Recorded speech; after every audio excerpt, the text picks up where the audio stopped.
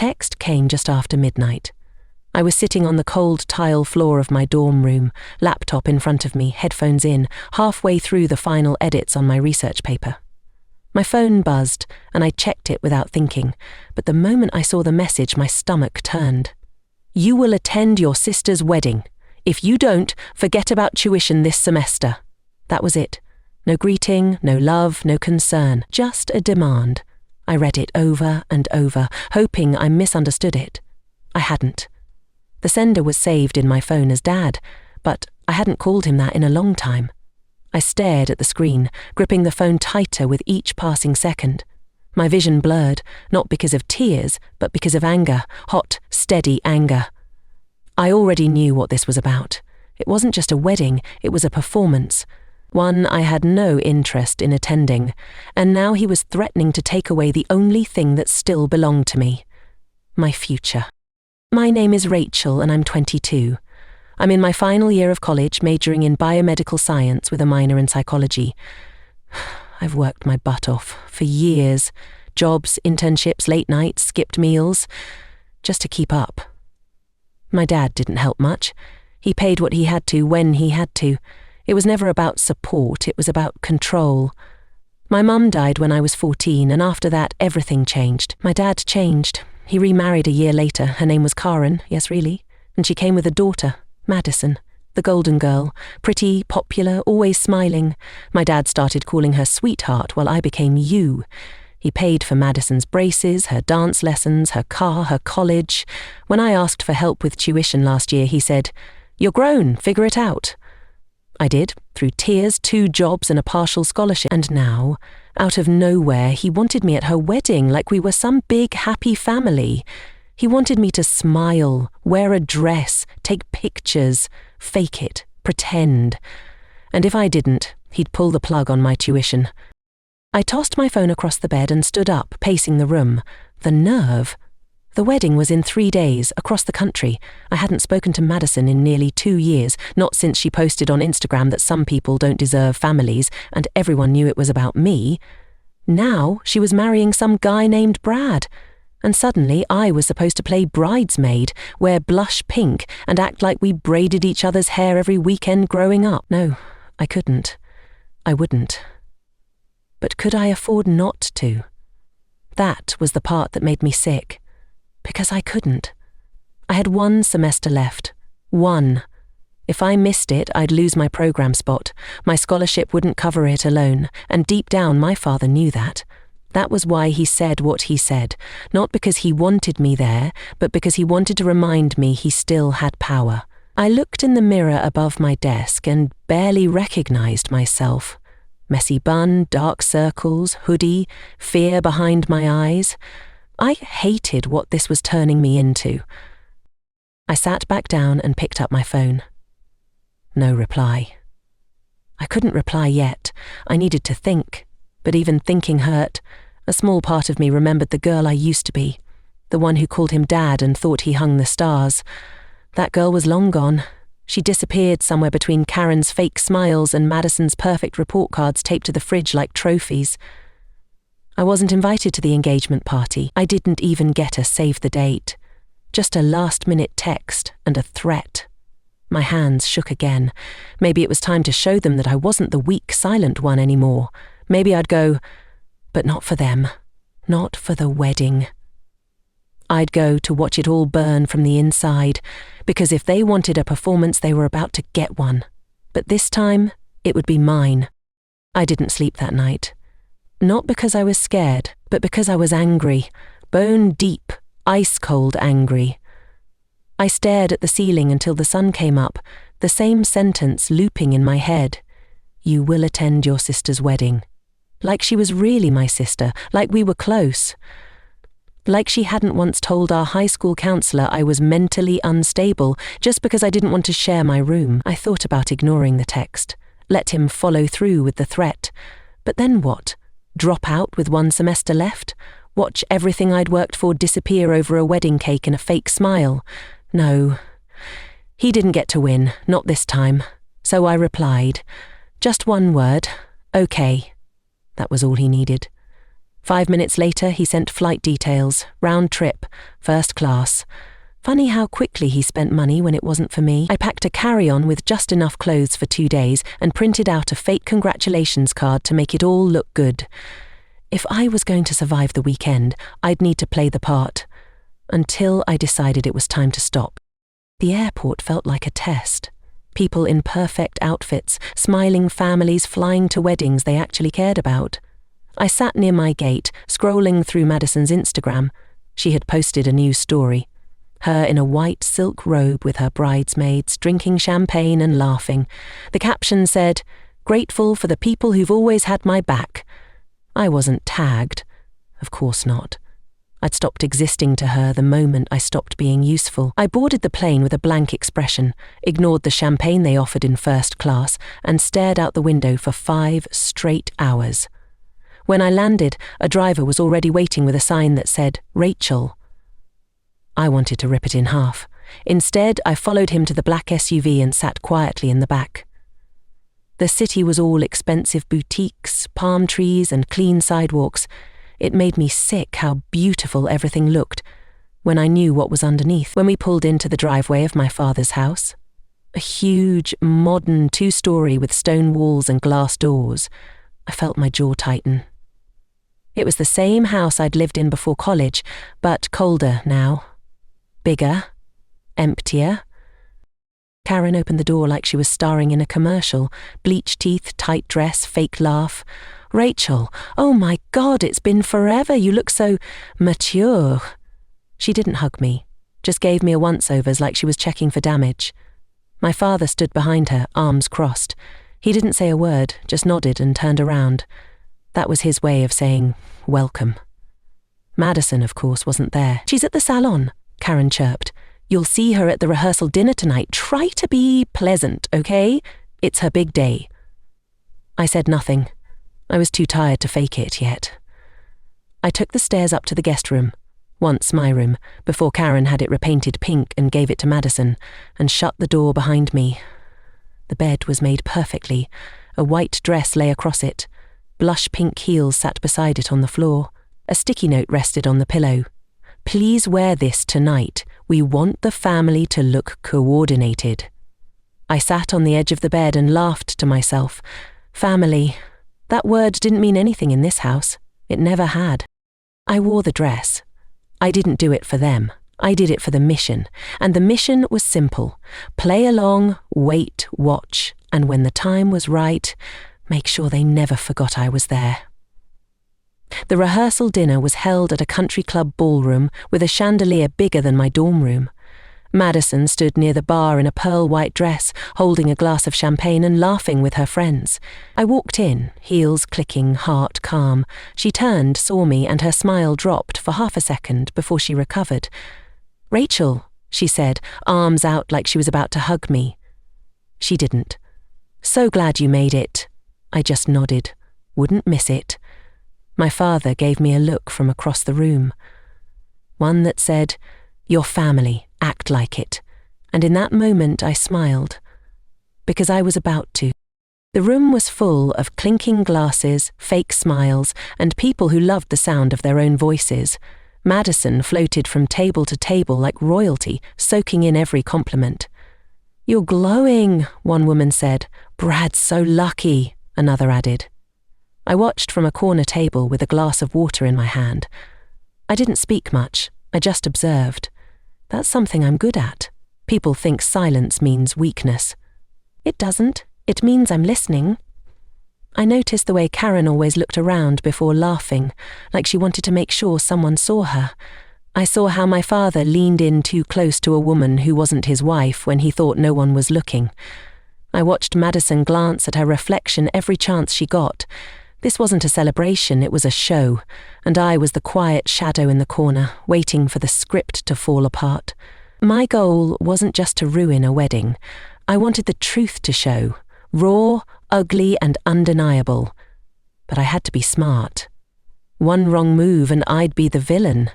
I had to make sure when it all crashed, I wouldn't be under the rubble. After dinner, there were speeches. Karen spoke first. Of course. She talked about how proud she was of Madison, how she always knew she'd be the one who made it. I sipped my water and stared straight ahead. Then Madison's best friend took the mic and told a story about how Madison saved her life in college by helping her pick the right outfit for a sorority event. Everyone laughed. I didn't. Finally, my dad stood up. His speech was short. Madison is everything a father could hope for. Strong, beautiful, ambitious. Watching her become a woman has been the greatest gift of my life. I felt like I'd been slapped. He didn't even glance in my direction. When he sat down, Madison called for a toast. "To family," she said, raising her glass, "and to my little sister Rachel for flying all this way. We may not talk much, but deep down, I know we've always been close." That one sentence lit a fire in my chest. The people around me clapped. I didn't. I just looked at her, my jaw tight. If they wanted me to play along, fine, but the spotlight was about to shift. The next morning was chaos. Hair appointments, makeup trials, flowers arriving. I stayed quiet in the guest room. I didn't need to be part of it. I just needed to wait for the right moment. But then something happened. Something I hadn't expected. I walked past Madison's room on my way to get water. The door was slightly open. Inside, she was trying on her wedding dress, standing in front of a full-length mirror. Karen was behind her, adjusting the train. "You look perfect," Karen whispered. Madison smiled, then tilted her head. "Do you think she's jealous?" Karen paused. "Of you?" "Rachel," Madison said. "She looked like she wanted to slap me last night." Karen laughed softly. "Well, she should be jealous. You're the one in the dress. You're the one who got it all. She's just smart, but not special." They didn't know I was there. They didn't know I heard everything. I walked back to my room and sat on the bed, hands shaking. Not with sadness, but clarity. That was it. That was the moment. I knew exactly how to burn this whole thing to the ground. But I wouldn't yell. I wouldn't scream. No, that's what they'd expect from the bitter, forgotten sister. I was going to use something stronger than rage. I was going to use truth. Because they were right about one thing, I am smart. And smart girls don't just get revenge. They make sure it's remembered. I didn't come this far to lose my cool. That was what they wanted, to poke and prod until I snapped so they could all nod and say, "See, she's bitter, she's unstable." So I smiled. I walked down for breakfast that morning like I hadn't just heard Madison call me a nobody in her fairy tale castle of lies. Karen was in the kitchen arranging a fruit tray like it was an art piece. "Good morning, sweetheart," she said without looking up. I replied, just as sweet. "Morning, Karen. The house looks beautiful. You must be exhausted." Her face twitched at the sarcasm hidden inside the compliment, but she let it go. "Thank you. You know how much we want today to be perfect." I sipped my coffee slowly. Absolutely. It deserves to be unforgettable. And it would be, just not in the way they hoped. I'd already started laying the groundwork. While everyone was running around preparing for the ceremony, I made a few quiet calls, reached out to a few people from Madison's past, people with long memories and a few receipts. I wasn't going to ruin her wedding. I was going to expose the person she really was. By noon, the house was a flurry of silk robes and curling irons. The bridal suite was filled with photographers, stylists, and friends pretending to be besties. I stayed out of the way, always just outside the frame, always listening. I caught little comments. How Madison had dumped her college roommate for someone with a bigger following. How she once cheated on Brad during a break, but made him promise never to speak about it again. She was the type of girl who built her image like a brand, cleaning up the mess behind her with money and smiles. But what they didn't know was that I wasn't just here to remember everything. I was here to collect it. I recorded voice notes. I screenshotted texts. I already had enough to ruin her reputation in one swipe, but I wasn't going to drop it all at once. No, that would be too easy. I was going to time it perfectly during the reception, in front of everyone, friends, family, influences. And most importantly, my father. He was going to hear the truth about the daughter he chose while standing next to the one he forgot. Around 3 p.m, I was pulled into a whirlwind of last-minute tasks. Rachel, could you help carry the bridesmaid bouquets? Rachel, can you double-check the seating chart? It was funny how quickly I became useful when they needed something. I did it all without complaint, smiled through it, even offered to help Madison with her veil. She looked at me through the mirror with those fake, sweet eyes. You've really been great, Rachel. I'm glad you came. I pinned the veil into her hair and whispered, wouldn't have missed it for the world. She laughed, unaware that every smile I gave her was a countdown. The ceremony began just before sunset. A small lake behind the country club reflected the light like something out of a magazine. Madison walked down the aisle in her custom lace gown, and I watched from the second row, calm as ever. Everyone gasped. She looks like a dream. No one looked at me, but that was fine. I wasn't the dream. I was the wake-up call. And it was almost time.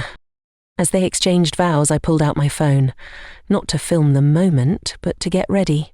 One email, one send button, and every piece of truth I had would go out to everyone on the guest list. I had it ready. Subject, before you celebrate Madison. I looked around at the smiling faces.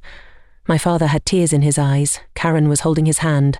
Brad looked nervous but happy, and Madison? Madison looked proud. She thought she had won.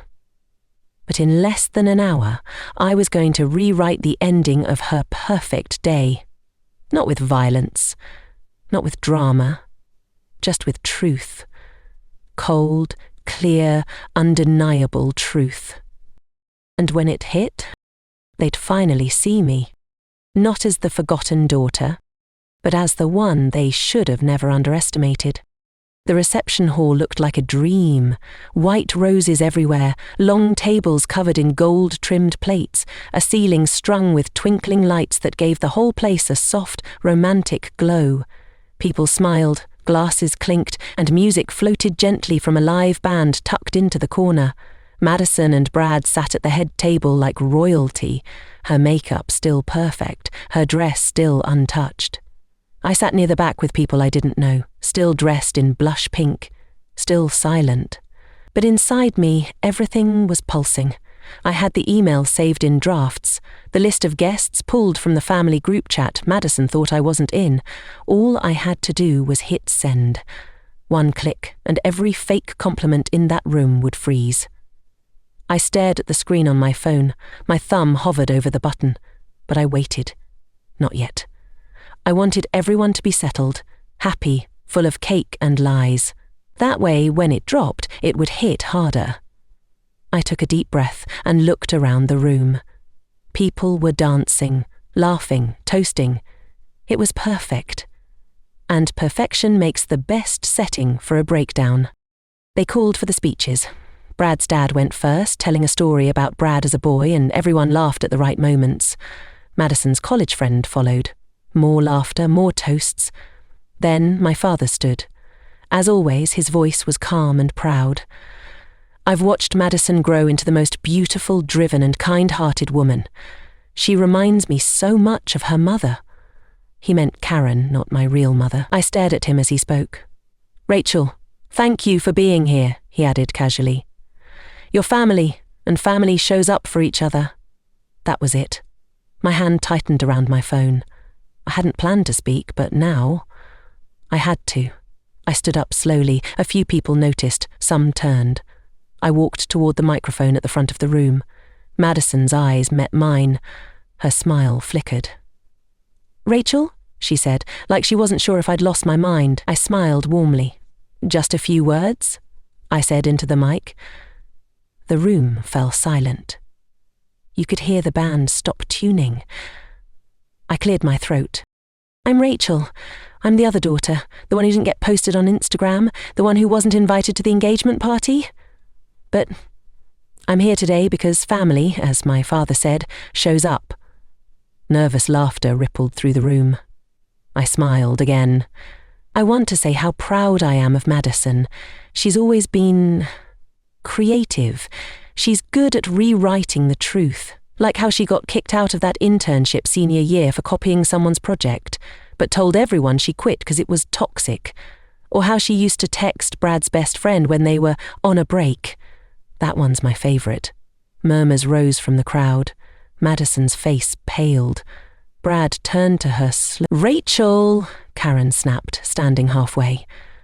I kept going. Oh, and if anyone wants to fact-check me, feel free. I've emailed all the screenshots, photos and voice notes to every guest here. Subject line, "Before you celebrate Madison," should be in your inbox by now. Phones lit up, heads dropped, the room filled with the sound of notifications and whispers. I stepped away from the mic, heart pounding, face calm. Karen looked like she might faint. My father's jaw was clenched so tight I thought he might break a tooth. Brad stood and walked off the stage without a word. Madison just sat there, frozen. The bride? The golden girl, exposed in front of everyone? I walked back to my seat, picked up my purse and started toward the door. No one stopped me. No one said a word. I paused by the exit and looked back once. Not at Madison, not at Karen, not even at my father. I looked at the girl I used to be. And then I walked out. I didn't run. I didn't need to. I walked out of the reception hall and into the cool night like someone leaving a meeting that had gone exactly as planned. The parking lot was quiet. I sat on a low stone wall outside, watching the soft orange lights above the walkway blink against the dark sky. For the first time in years, I felt still. Not angry, not desperate, just still. The truth was out. No more pretend, no more bending to make them comfortable. I'd pulled the curtain back on the perfect family show, and now the audience had seen the wires. They could never unsee it. My phone buzzed. I didn't check it. I knew who it was. Probably my dad, maybe Madison, maybe both. And they could wait. Let them sit in the mess they created. They had made me feel small for years, cutting me out of pictures, out of plans, out of the story altogether. But tonight, I'd become the chapter they couldn't erase. Still, I knew it wasn't over. That kind of silence only ever came before the next storm. I just didn't expect it to hit so fast. I was halfway through my breath when the door slammed open behind me. My father walked out, fast and furious, tie loosened, jacket gone. He spotted me instantly. "What the hell was that?" he barked. I didn't flinch. "Truth," I said, "nothing more." He marched up to me, lowering his voice, but his anger still crackled. "You embarrassed this family. You humiliated your sister on the biggest day of her life." I stood up. "She humiliated herself. I just handed out the program." He clenched his jaw. "You think this is smart? You think ruining everything makes you powerful?" I laughed once under my breath. "No, I think watching you finally squirm makes me free." He pointed a finger in my face. "I warned you. You won't get another cent from me. You're on your own now." I nodded slowly. "I've been on my own since Mum died. You just didn't notice." His eyes flickered at the mention of her name, but he didn't back down. "This is still your fault, Rachel. You should have just smiled, played along." "And let her lie? Let you lie?" I said. "No, not anymore." He turned and stormed off, muttering something I didn't catch. The door swung shut behind him. I sat back down, pulled out my phone and finally checked the messages. Dozens of them. A few from numbers I didn't recognize, a few from guests, one from Brad that simply said, "Thank you," and 3 from Madison. The first, "What did you do?" The second, "Please take it down." And the last, "You're dead to me." I stared at that one for a while, dead to her. She acted like we ever lived in the same world. I almost replied, but I didn't. There was nothing left to say. The truth had already spoken. I opened my email. It was full of new notifications, some from people thanking me, some defending Madison, some just shocked. But one subject line caught my eye. It was from an unfamiliar address. The subject said, "I know what Madison did to you. I'm ready to talk." I opened the message slowly. It was from a girl named Emily. She said she used to be Madison's friend, roommate actually, said Madison had done a lot more than people knew, things I hadn't even touched. Blackmail, bullying, manipulating her way through college to keep her image clean. She said she had evidence, screenshots, messages, even a recorded conversation from 2 years ago, where Madison admitted to framing me for something I never did. I froze. That was real. Sophomore year, someone had reported me anonymously for cheating on a lab report. I swore I didn't do it, but I had no proof. My professor believed the report, and I almost lost my scholarship. I had no idea it was her. Until now. My hands started to shake, not with fear, but with something heavier. She hadn't just pretended I didn't exist. She'd tried to erase me on purpose, and if this girl was telling the truth, Madison wasn't just selfish, she was dangerous. I stared at the message for a long time, then replied with 2 words. Let's meet. The cafe was quiet, tucked into a corner of a quiet shopping plaza about 20 minutes from the hotel. I arrived early, wearing jeans and a plain hoodie, no makeup, and my hair in a bun. I didn't want to be recognized. Not after the night before. Not after the email. I sat in a booth near the window facing the entrance. A waitress brought me water, and I kept checking my phone to make sure the message was real. Maybe this girl Emily had changed her mind. Maybe she was setting me up. But then the door opened, and a slim blonde woman in her mid-20s stepped inside. She looked around cautiously, then spotted me and walked over. "Rachel?" she asked. I nodded. She sat across from me, pulled off her sunglasses and looked me dead in the eyes. "You're not crazy," she said. No greeting, no hesitation, just that. My throat tightened.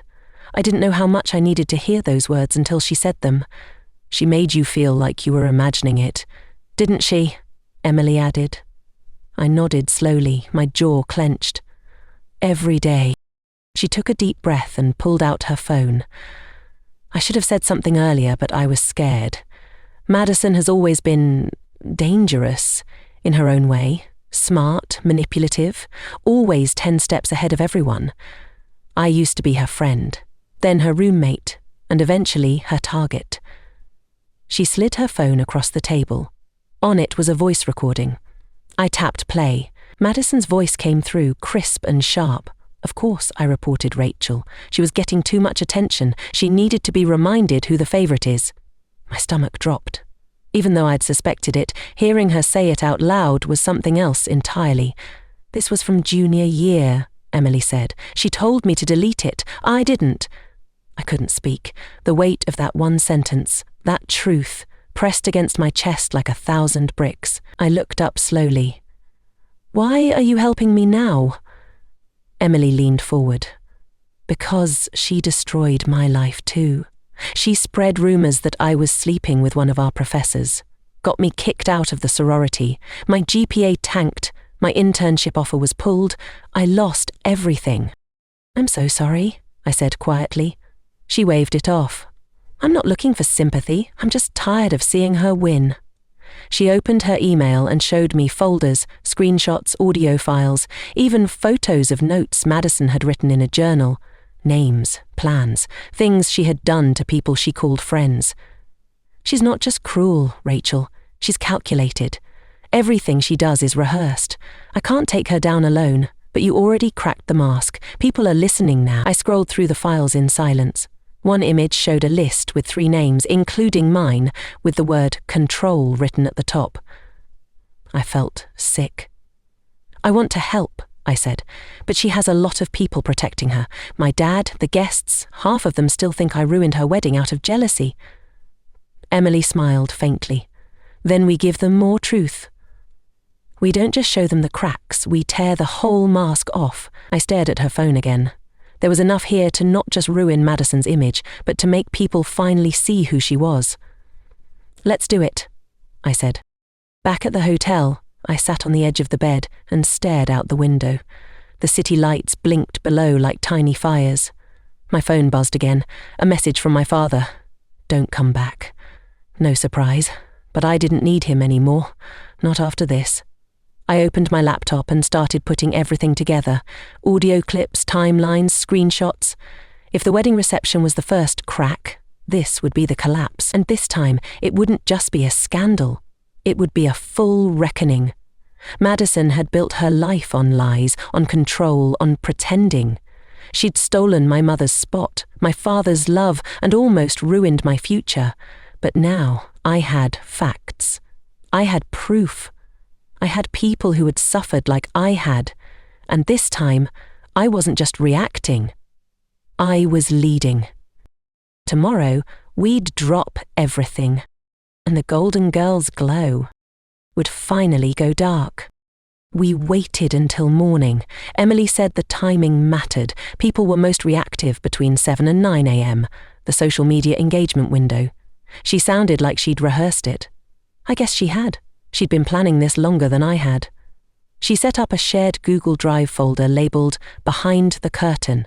Inside were screenshots, voice memos, journal scans, and messages from people who had reached out to her after the wedding. Former friends. Classmates. One was a girl who claimed Madison once submitted her design portfolio as her own for a scholarship competition, and won. Another said she was blackmailed into writing Madison's essays for an entire semester. All of it was documented. All of it was real. Emily built a clean, simple PDF with links and sources. We didn't have to do any explaining.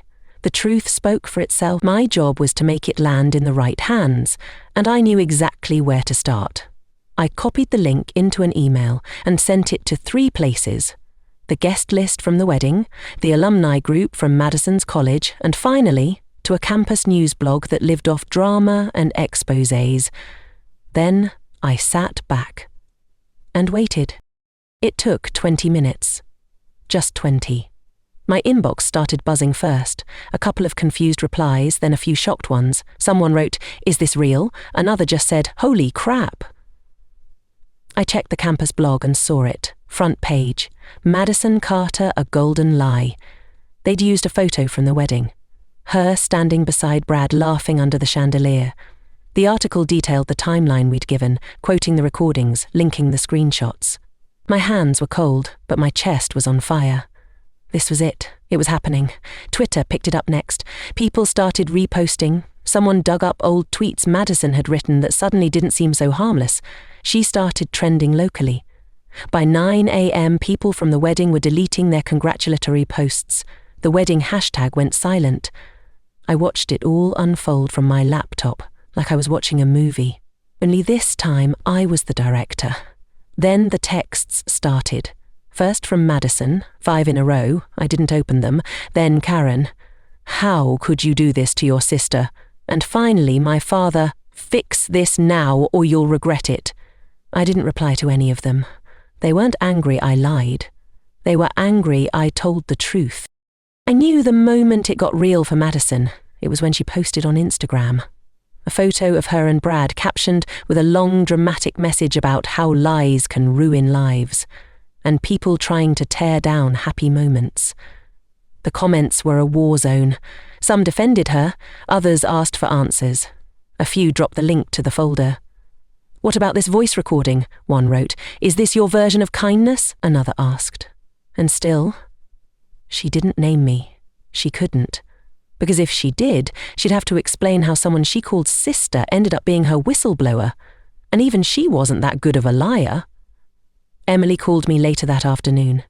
"It's working," she said. "She's been silent in the group chat for hours. Brad unfollowed her on everything. People are cutting ties." I looked out the hotel window. "Do you think she'll recover?" Emily was quiet for a second. Then, "Maybe, but she'll never be golden again." That made me pause, because deep down, I didn't know if I wanted her to recover. That part of me scared me a little. The next morning, I got an unexpected call. It was Brad. I almost didn't answer. But curiosity won. "Hey," I said. There was a long pause. Then he spoke, quiet and serious. "Thank you." "For what?" "For saving me from a lifetime of pretending," he said. I wish I had seen it sooner. His voice was heavy, worn. "Did she ever love you?" I asked. "I think she loved the idea of me," he said. "But you? She feared you. That's why she tried to erase you." That stuck with me. Not because it was cruel, but because it was true. Madison didn't ignore me because I was unimportant. She ignored me because I was the only one who saw through her. And now, so did everyone else. 3 days passed. 3 long, chaotic days. Madison went dark online. No posts, no comments, no pictures. Karen deleted her Instagram altogether. My father, radio silence. But the outside world was loud. The story kept spreading, and more people came forward, people who weren't even on our radar. A former professor, a girl from high school who said Madison used to steal outfits from other students and blame it on the cleaning staff. It was like her whole image was unraveling, piece by piece. I kept watching, listening, documenting everything.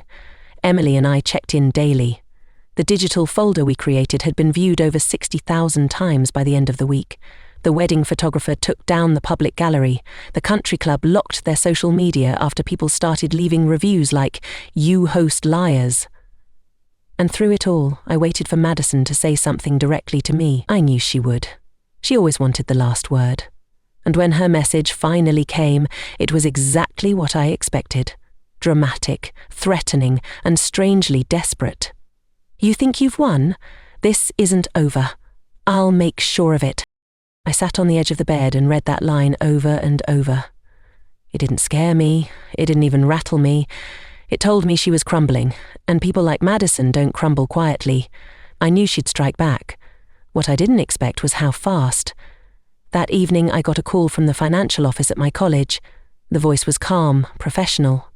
"Hi, Rachel. We just wanted to confirm a withdrawal request for your spring tuition. It was submitted under your sponsor's name."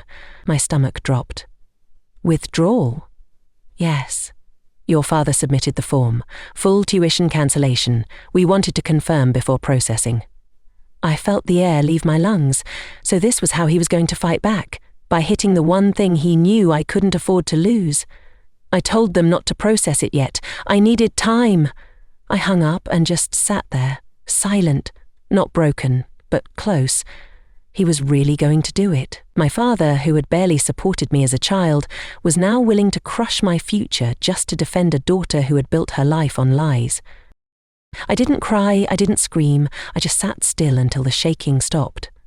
Then I did the only thing I could think to do. I posted. I typed out a message, short and raw. "My father is cutting off my education for telling the truth. I have 1 semester left to graduate. If anyone out there has ever felt silenced by their own family, this is for you." I added my Venmo. I wasn't expecting anything. I wasn't trying to guilt anyone. I just needed someone to know. The post went up on Twitter and Instagram. I closed my phone and left it face down. 2 hours later, when I picked it up again, it had exploded. Comments, shares, thousands of likes and donations, some small, some big, messages from strangers saying, "You're brave, you spoke up for all of us. I've lived this too." I sat back and covered my mouth with my hand, not to hide tears, but to steady my breathing. For the first time in years, I didn't feel alone. The next morning, I got another call from the financial office. "Rachel," the woman said, almost smiling through the phone, "your tuition has been fully covered. In fact, you're over." I laughed, really laughed. It echoed through the empty hotel room. I had backup now, a community. And most of all, I had freedom, real freedom, not the kind that begged my father to notice me, not the kind that needed Madison to like me, but the kind that said, "You can't touch me anymore." Later that day, Emily and I met again. We sat at the same cafe, both a little more relaxed. "I think she'll disappear for a while," Emily said. "People like her always do. They wait for the world to move on." "Let them," I said. "We're still here," she smiled. "So, what now?" "I finish school. And then?" I shrugged. "Maybe write a book. Call it The Other Daughter." We both laughed. But deep down, I meant it. Because this story wasn't ending here. Graduation day came like a sunrise after a long storm. No applause, no marching band, just peace. The kind that fills your chest and makes you feel taller.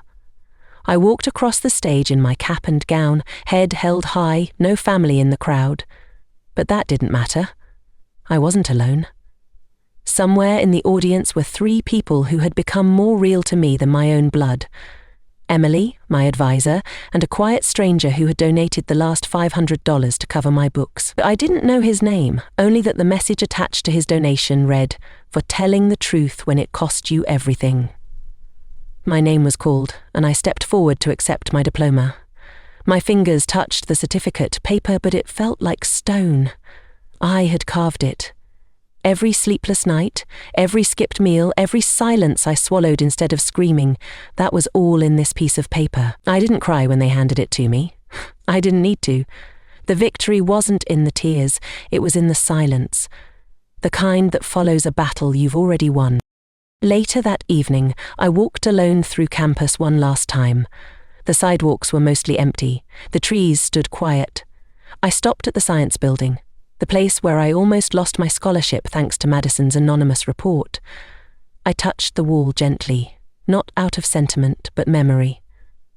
I remembered that girl. The one who felt crazy. The one who thought maybe she really was the problem. I whispered to her, just under my breath, "You made it." And then I let her go. On my way back to the apartment I now shared with Emily, my phone buzzed. A new email. I opened it, thinking it might be another job recruiter, but no, it was from Madison. The subject line, "Do you feel better now?" I didn't open it. I didn't need to. That line told me everything. She hadn't changed. She might never, but I had. I deleted the message, blocked the sender, and kept walking. I was done giving her my attention, done playing the game. The golden girl could chase her reflection forever. I was already standing in the light. 6 months later, I sat at my desk. New job, new city, new life. I was writing, not just for healing, but for others. I started a blog called The Other Daughter. I thought only a few people would read it. Instead, it took off. Women, men, students, strangers, all sharing their stories of being the overlooked one, the scapegoat, the shadow.